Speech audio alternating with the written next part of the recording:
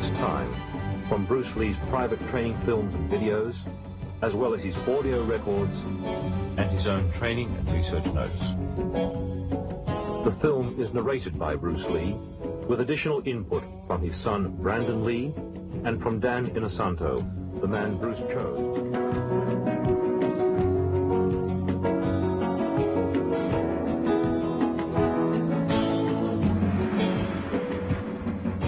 My last name is Lee, Bruce Lee. I was born in San Francisco in 1940. My martial art is in Cantonese, Jeet Kune Do, the way of the intercepting fist. In case you have missed the recent news, Jeet Kune Do, of which I am the founder, has been elected and accepted into the Black Belt Hall of Fame in America. This Jeet Kune Do is not thousands or even hundreds of years old. It started in around 1965 by a dedicated and intensified man called Bruce Lee. And my martial art is something that no serious martial artist can ignore. I met Bruce Lee in 1964 through Ed Parker, who was my Kempo karate instructor at that time. He had the training in Wu style Tai Chi, sometimes in Hong Kong they call it Unga. And he had the, of course, training in Western boxing. He had training in fencing from his brother. That's Epee, that goes from toe to head. He had training, obviously, in Wing Chun. And the other area was the training he had received in, they call it Buk Pai, or it's Tam Toi. He knew 12 sets in Tam Toi. And then believe he traded with a Choi Li Fat man. So those were the arts that Bruce brought into the United States. In the beginning, he used the Wing Chun as the base system, or the first system. But as time went on, he went away from concept. Okay? He says using no way as a way. In other words, it's not a Japanese way, it's not a Chinese way, it's not a Korean way, it's not an Okinawan way, it's not a Filipino way, it's not an Indonesian way. He's saying using no way as the way. You are the way. Okay? And he's saying using no limitation as a limitation. That's the concept in Jeet Kune Do. That means I don't limit myself to a Filipino style or an Indonesian style or Malaysian style. I use what is useful for me, because at certain times a certain art may be useful It's a system, and it's more fluid. Kung Fu can be practiced alone or with a partner. Practicing alone, they involve form. Some imitate a crane, a monkey, a praying mantis. Martial art include all the combative arts like karate or Judo. karate, judo, Chinese kung fu or Chinese boxing, whatever you call it. All those.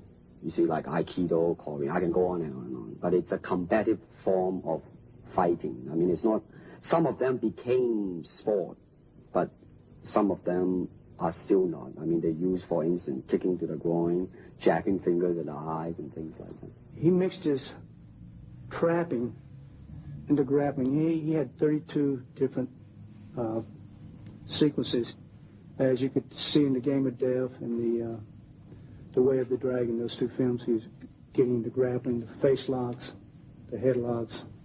Originally, Bruce taught us various different trapping methods. For instance, if the punch was to come in, we were to trap it. We would come back here and we would lock up. This would be the lock-up positions that we would use. To me, okay, to me, ultimately, martial art means honestly expressing yourself. Now, it is very difficult to do. I mean, it is easy for me to put on a show and be cocky, and be flooded with a cocky feeling and then feel like pretty cool and all that. Or I can make all kinds of phony things, you see what I mean, blinded by it. Or I can show you some really fancy movements. But it's very hard to do.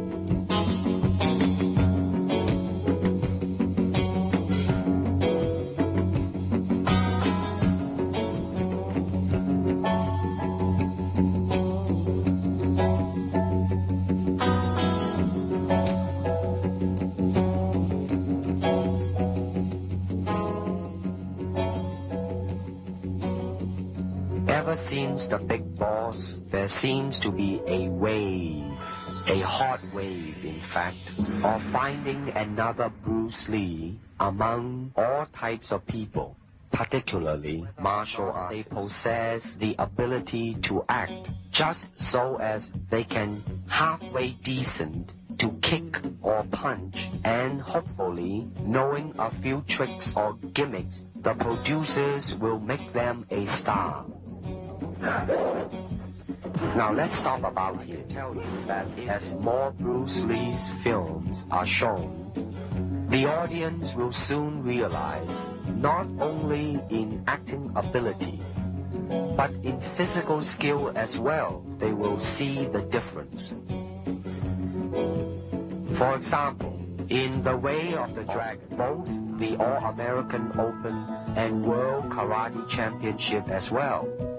Then there is Bob Wall, the 1970 heavyweight karate champion, plus Wang Yanjik, the 7th degree Hapkido expert, which some audience have seen him in the film called Hapkido.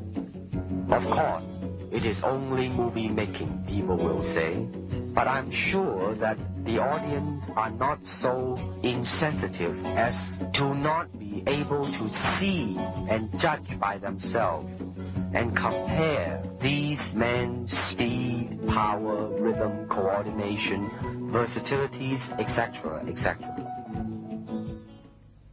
I started training with my dad really as soon as I could walk. I mean, my dad was a really diligent trainer. He always had people over at the house practicing. My dad had a circle of students that were close to him, and so they were friends of our family.